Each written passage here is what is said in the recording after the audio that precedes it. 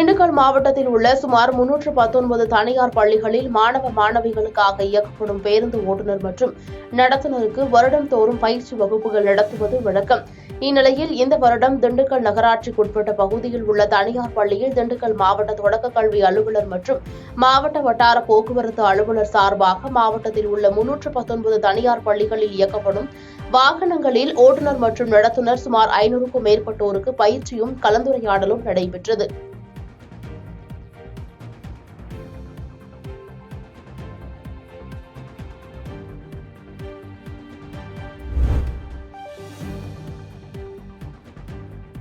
ஆருத்ரா தரிசனத்தை முன்னிட்டு தஞ்சை பெரிய கோயிலில் தனி சன்னதியில் வீற்றிருக்கும் நடராஜ பெருமானுக்கு வில்வ இலை, விபூதி, திரவிய பொடி, மஞ்சள், பால், தயிர் மற்றும் சந்தனம் ஆகியவற்றால் சிறப்பு அபிஷேகம் செய்யப்பட்டு தீப ஆராதனை காட்டப்பட்டது. முன்னதாக நடராஜ பெருமாள் வெள்ளை சாத்தி வீதி உலா நடைபெற்றது. சுவாமி கோவிலுக்கு வந்தடைந்த பின்னர் அபிஷேகம் நடைபெற்றது. இதில் ஏராளமான பக்தர்கள் கலந்து கொண்டு சுவாமி தரிசனம் செய்தனர்.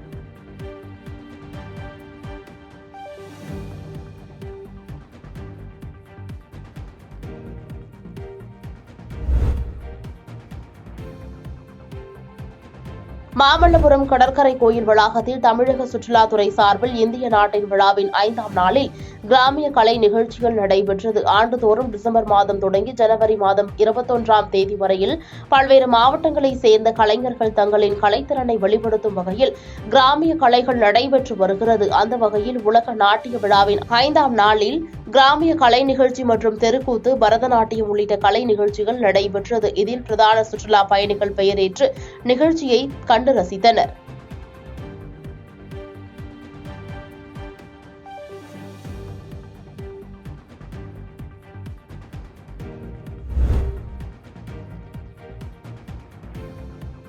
விருதுநகர் மாவட்டம் அருப்புக்கோட்டை ஊராட்சி ஒன்றிய அலுவலகத்தில் இன்று ஒன்றிய கவுன்சிலர்கள் கூட்டம் ஒன்றிய பெருந்தலைவர் சசிகலா பொன்ராஜ் தலைமையில் நடைபெற்றது.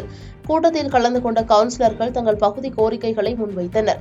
அப்போது பேசிய கஞ்சநாயக்கன்பட்டியைச் சேர்ந்த மதிமுக கவுன்சிலர் சீனிவாசன், பஞ்சாயத்துகளில் ஜல் ஜீவன் திட்டம் என்ற பெயரில் ஏற்கனவே டெபாசிட் செய்து போடப்பட்டிருந்த நல்ல குழாய்களையும் தோண்டி புதிதாக குழாய்கள் பதிக்கப்பட்டுள்ளது. சாலைகள் அனைத்தும் தோண்டப்பட்டுள்ளது. ஆனால் எந்த குழாயிலும் தண்ணீர் வருவதில்லை என்றார். மேலும் ஜல் ஜீவன் திட்டம் என்பது மக்களை ஏமாற்றும் வேலையாக உள்ளது என குற்றம் சாட்டியுள்ளார்.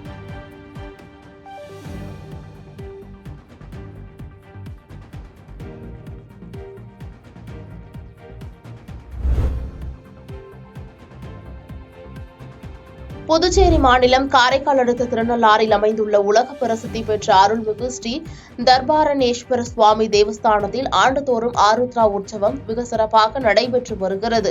அவ்வாறு இந்த ஆண்டு ஆருத்ரா உற்சவத்தை முன்னிட்டு 10 நாட்களும் திருவெம்பாவையின் 21 பாடல்களையும் பாடி சிவனுக்கு வழிபாடு நடைபெற்றது.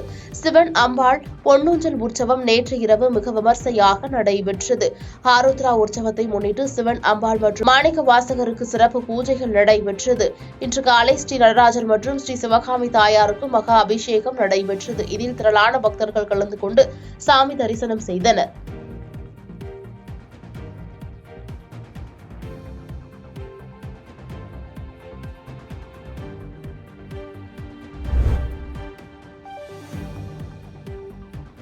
கடலூர் மாவட்டம் நெல்லிக்குப்பம் அடுத்த விஸ்வநாதபுரம் தென்பெண்ணை ஆற்றின் தடுப்பணையில் தென்பெண்ணையாறு ஆரத்தி விழா நடைபெற்றது. இந்த ஆரத்தி விழா வழிபாட்டில் நதிகளை பாதுகாக்கவும், மழை நீரால் பொதுமக்கள் பாதிக்கப்படாமல் இருக்கவும், விவசாயிகள் செழித்து வாழவும் நடைபெற்றது. அதன்படி திருக்கண்டீஸ்வரம் குருக்கள் சேனாதிபதி தலைமையில் ஊர் பொதுமக்கள் இதில் கலந்து கொண்டு தென்பெண்ணை ஆற்றினை வணங்கி தரிசனம் செய்தனர். முன்னதாக விஸ்வநாதபுரம் அருள்மிகு விஸ்வநாத ஈஸ்வரருக்கு சிவவாத்தியம், சங்கொலிகள் முழங்க மகா அபிஷேகமும் தீப ஆராதனையும் நடைபெற்றது. இதற்கான ஏற்பாடுகளை தமிழ் முதல் தேதி ஆலய வழிபாட்டு குழுவினர் மற்றும் புண்ணியர் பேரவை ஆன்மீக அறக்கட்டளை சார்பில் செய்யப்பட்டது.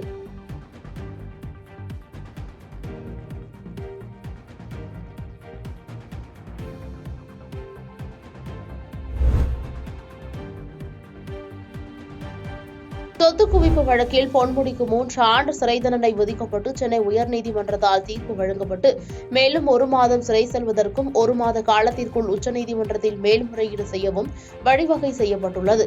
இதனைத் தொடர்ந்து அமைச்சர் பதவி பறிக்கப்பட்டுள்ள நிலையில் திமுக தொண்டர்கள் மாவட்டத்தில் உள்ள ஆலயங்களில் வேண்டி வருகின்றனர். அதன் ஒரு பகுதியாக விழுப்புரம் மாவட்டம் திருவெண்ணைநல்லூர் அருகே உள்ள சித்தலிமடம் கிராமத்தில் ஊராட்சி ஒன்றிய கவுன்சிலர் உமா மகேஸ்வரி சதீஷ்குமார் தலைமையில் 108 பால்குடங்கள் எடுத்து ஊர்வலமாக சென்று நீல விசாலாட்சி சமேத விநாயக பாரீஸ்வரர் ஆலயத்தில் சிறப்பு பிரார்த்தனையில் பெண்கள் ஈடுபட்டனர். பின்னர் ஆலய வளாகத்தில் அன்னதானமும் வழங்கப்பட்டது. இந்நிகழ்வில் ஏராளமான திமுக தொண்டர்கள் கலந்து கொண்டனர்.